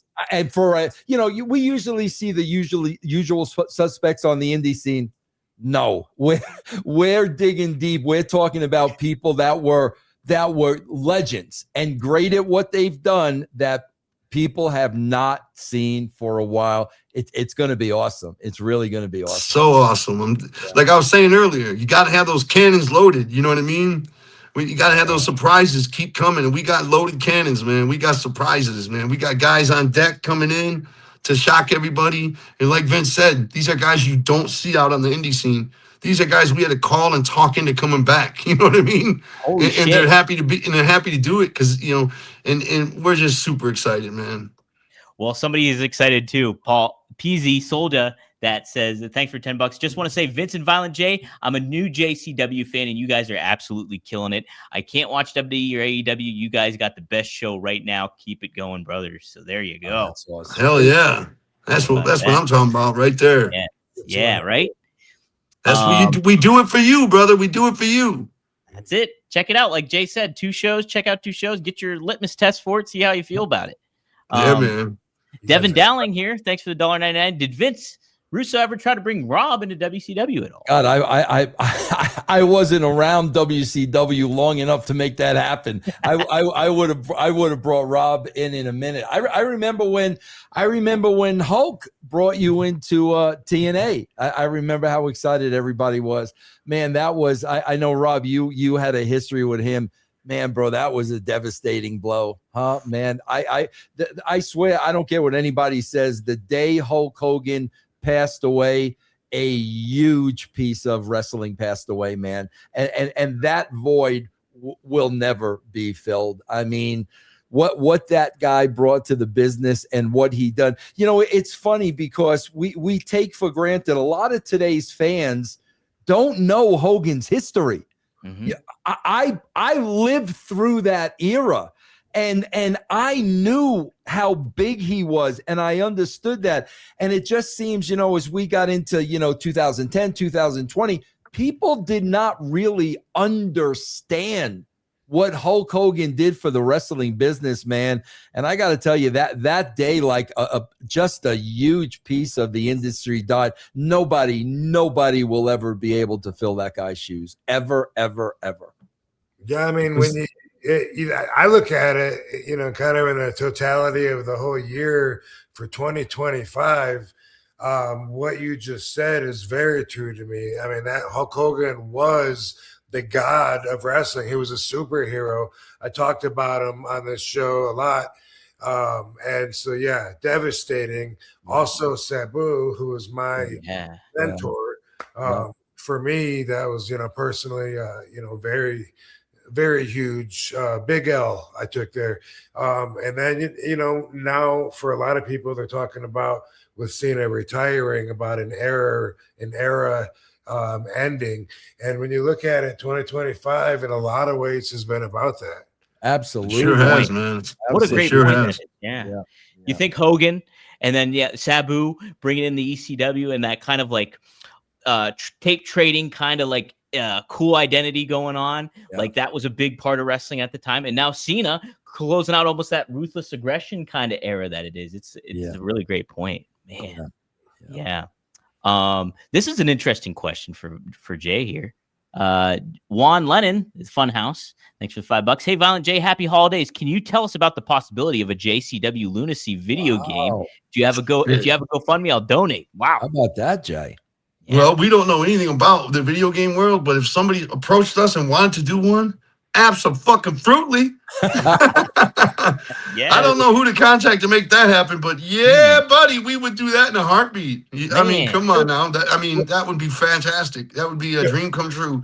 Joe, we would most definitely do that. Were you part of that backyard wrestling game 100 years ago?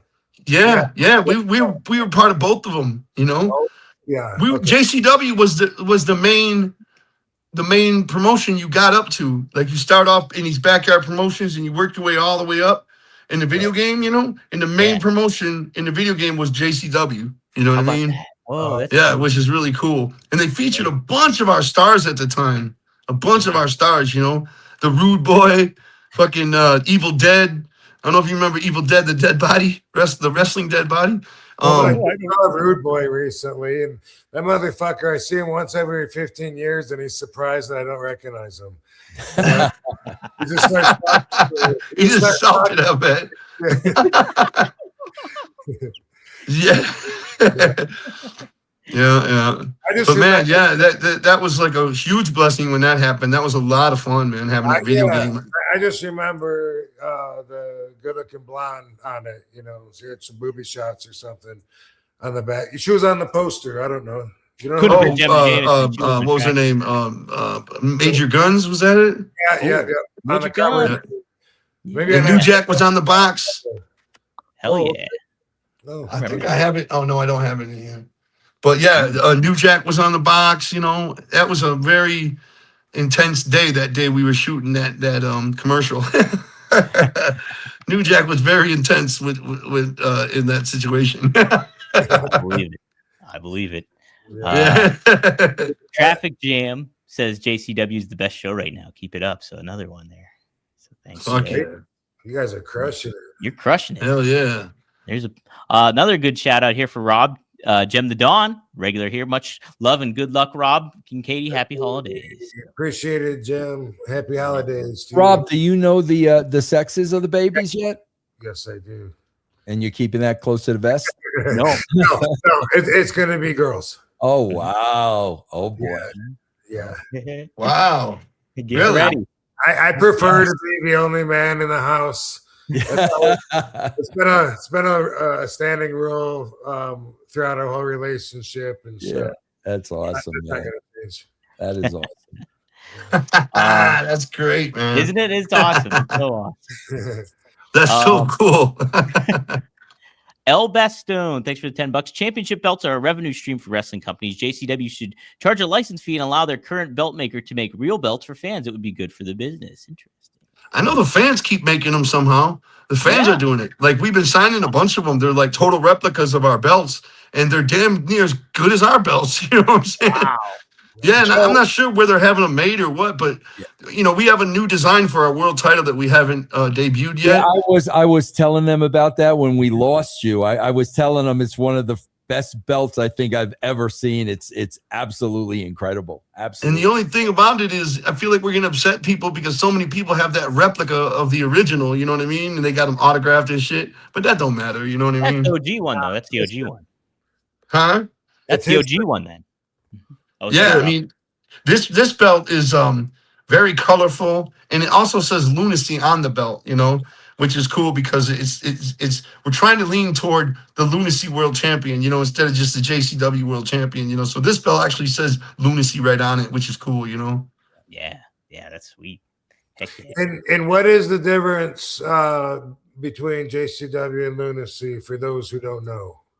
Well, JCW is the name of the promotion, Juggalo Championship Wrestling, and Lunacy is the name of the TV show, which is every week Thursday at 7 p.m. on YouTube. So Lunacy is our weekly show, and JCW is the name of the promotion.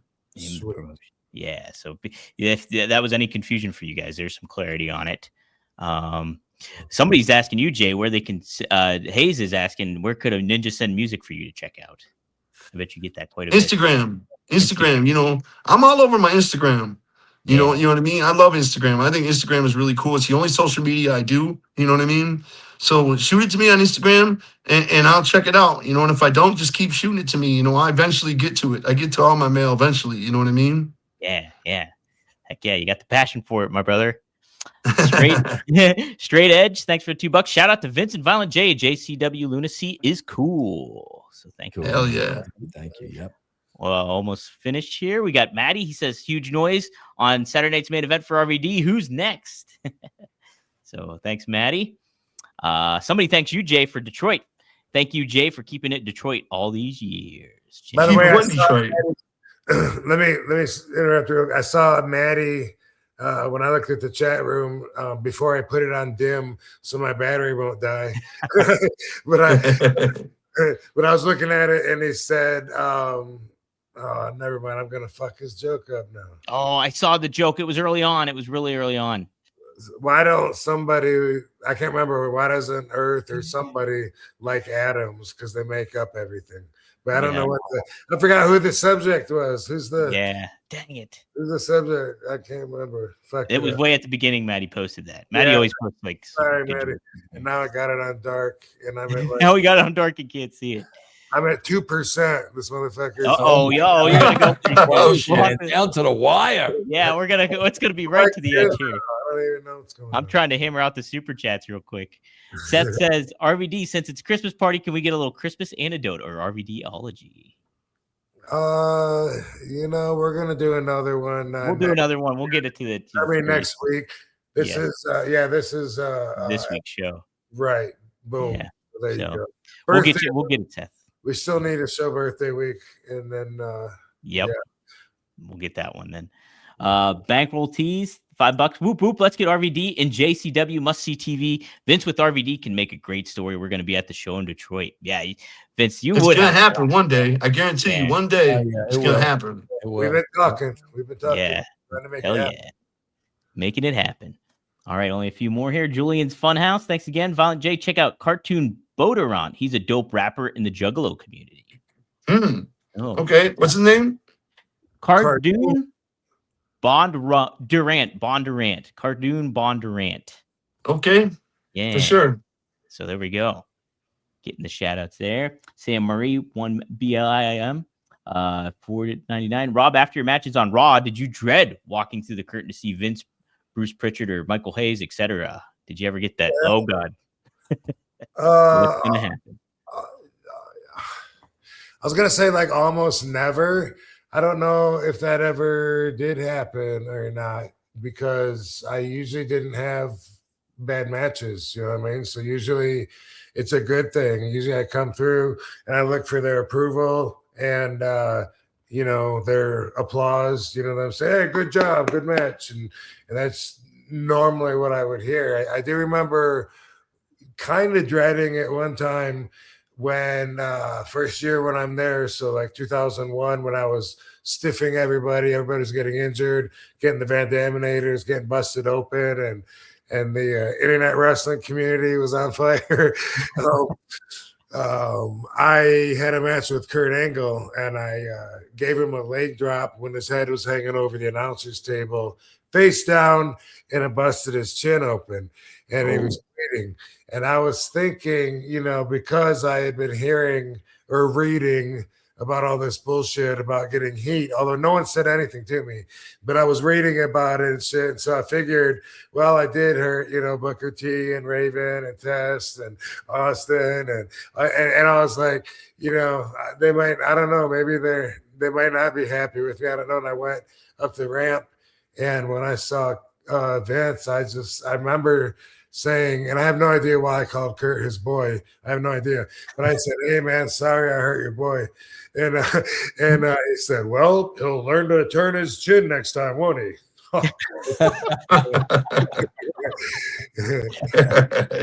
Yeah, that's a lot. No heat. No heat on that one. No. Vince, how much did you get like that? Oh God, I'm gonna get it from Vince on this one, or somebody else that maybe you're working with in the writing man, room. I remember the one thing that stands out in my mind, and I'll never forget this. Do you remember the segment with Mick and Rock? This Is Your Life. Oh, 100%. Yes, bro. That was the highest rated segment in the history of Raw. It did like an 8.4. Yeah. Okay.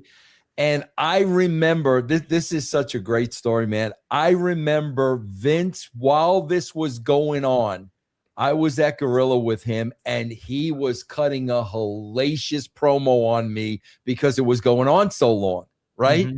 So Mick comes in the back, and, you know, Mick was lit up like a Christmas tree. He thought it was great, right? Yeah. So he said, well, what did Vince say? And I said, Mick, I says, he's pissed, man. He thought you guys went too long, right?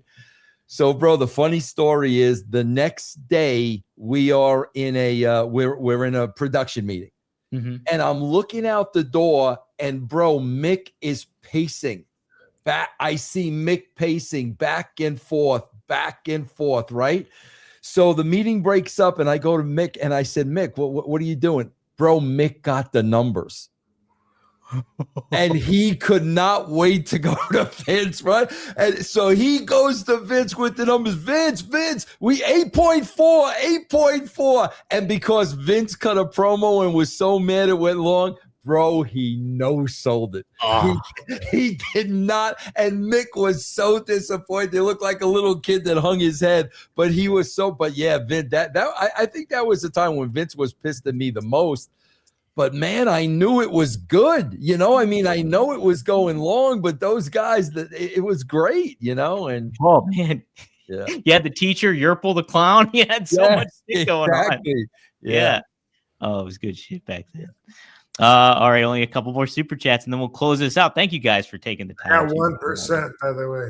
Oh, we're gonna make it. We're gonna make it. If we lose Rob, we'll just close out the show with that. R. Willis, thank you for the $5. JCW and GCW was the best War Games match this year. I was there in Atlantic City, Juggalo since 1996. Wow. Philly needs some JCW. Happy holidays, Rob, Nick, that's me, Vince, and Rob. Holidays. You know, they were actually worried about that match. Fans were upset that GCW was taking on JCW because they thought that match was going to be pussy. They thought that match wasn't going to be very good, you know? So they added all this crazy shit to the match. Those what do you call them? Like they added this giant scaffold and shit going across the top of the cage and all this stuff for guys to fall off of and break their neck and everything.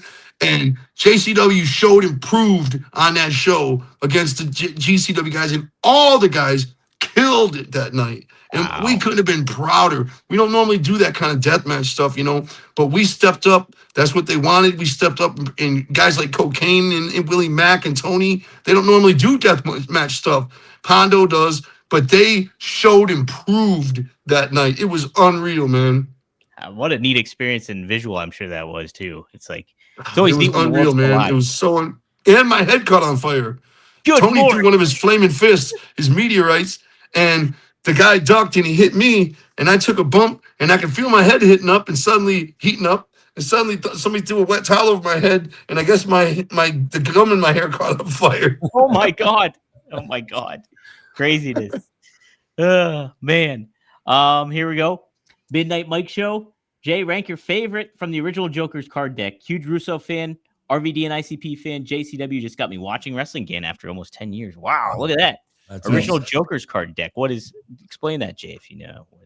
Joker. Our albums are called Joker cards. Oh, you know, okay, cool. And they're usually a black cover with a clown face on it. You know, and we always said there's going to be 6 Joker cards in the first deck, 6 in the second deck, and 5 in the last deck. You know, and so right now we've just finished up the second deck, and we're going into the third and final deck. You know, there'll be 5 more albums before we're done. You know, but my favorite Joker's card thus far is the Shangri-La album.